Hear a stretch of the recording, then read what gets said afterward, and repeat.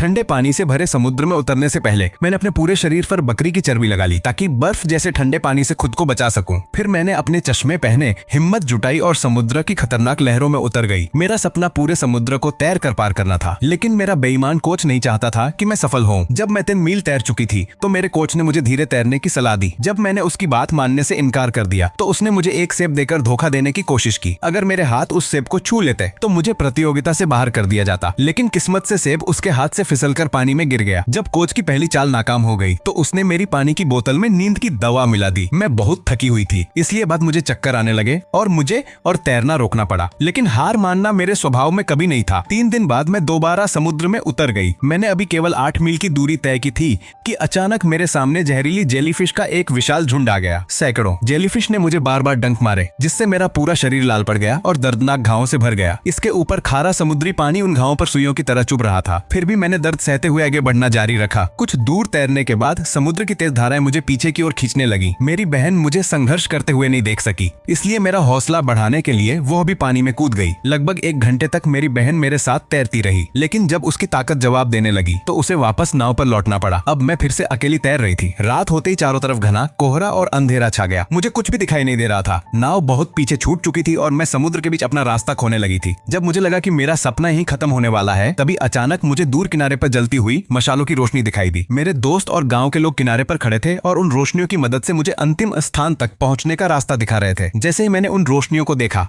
मेरा हौसला वापस आ गया। मैंने अपने शरीर में बची हुई हर ताकत जुटाई और बिना रुके तैरती रही। आखिरकार मेरे हाथ किनारे की रेत से जा टकराए। इसका मतलब था कि मैं जीत चुकी थी। अपने साहस के दम पर मैंने महिलाओं के सामने खड़ी कई बाधाओं को तोड़ दिया और इंग्लिश चैनल को तैरकर पार करने वाली पहली महिला बनकर इतिहास रच दिया। गर्ट्रूड एडरले ने समुद्र पार करके हमेशा के लिए इतिहास में अपना नाम दर्ज करा दिया।